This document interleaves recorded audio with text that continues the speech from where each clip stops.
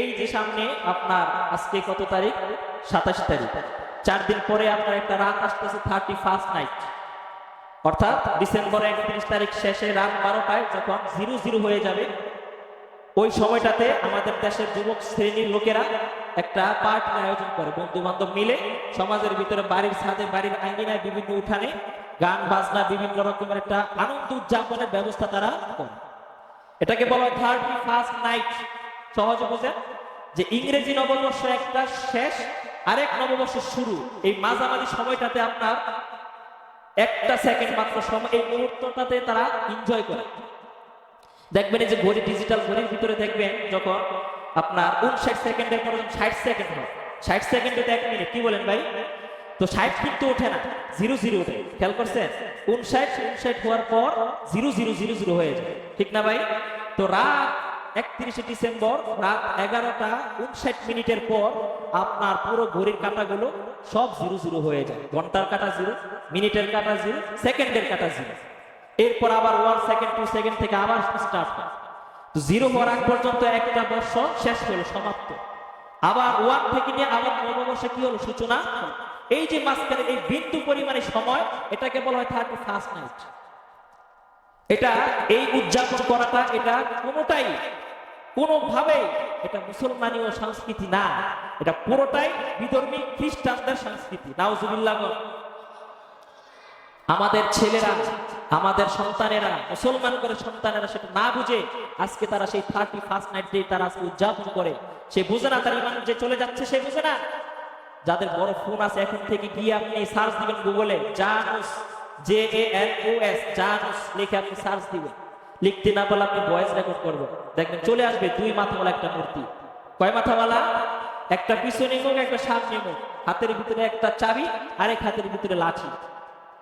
তো প্রাচীন রোমকদের, Roman, Italian, প্রাচীন খ্রিস্টানদের ওদের আকীদা, বিশ্বাস ছিল যে আমরা যত মূর্তির উপাসনা করি, যত মূর্তির আরাধনা আমরা করি, সবচাইতে পাওয়ারফুল, সবচাইতে মর্যাদাবান মূর্তির নাম হলো এই জানুস মূর্তি।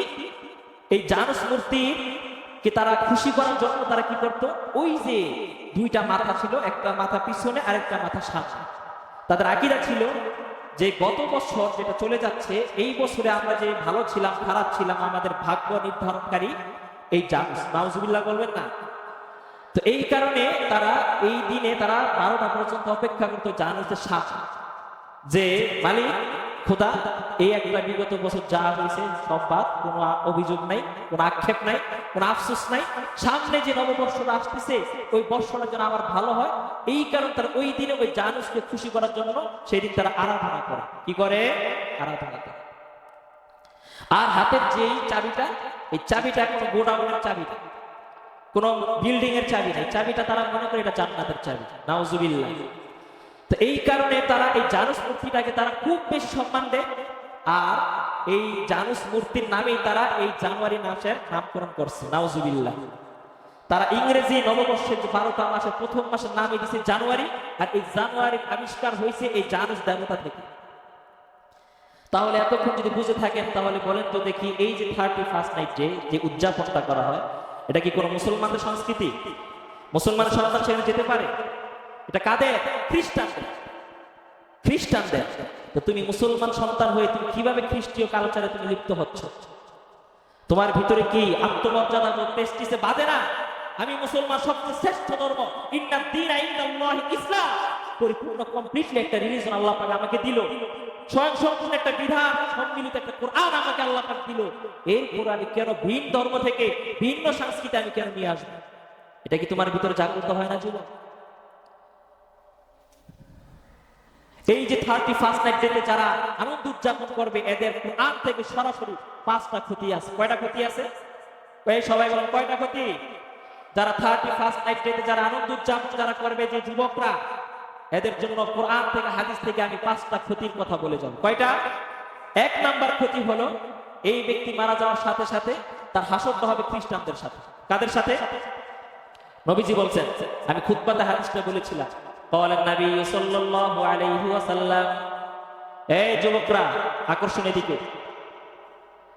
ক্বালা নবী সাল্লাল্লাহু আলাইহি ওয়াসাল্লাম মান তাশাব্বাহা বিকওমিন ফাহুয়া মিনহুম। বিশ্বনবী বলেন, দুনিয়ার কোন আমার উম্মত যদি অন্য জাতির সাথে সাদৃশ্য রাখে, মৃত্যুর পর তার হাসরটা ওই জাতির সাথে হবে। নাউজুবিল্লাহ। তুমি মুসলমান হয়ে তুমি খ্রিস্টানদের সংস্কৃতিতে তুমি আনন্দ উদযাপন করবে, ওদের সাথে তুমি সমর্থন দিবা, তোমার হাসর কিভাবে মনে করে ইমাম সাহেবের সাথে হবে? তোমার হাসর নবীদের সাথে হবে, ওলিয়া আল্লাহর সাথে হবে, কিভাবে তুমি মনে করে এটা? এক নাম্বার ক্ষতি, যারা 31st নাইট ডেতে যারা আনন্দ উদযাপন করে, যারা সমর্থন দেয়, যারা যারা এটাকে শেল্টার দেয়, যারা ওই সমস্ত মানুষের হাসর কাদের সাথে হবে? খ্রিস্টানদের সাথে।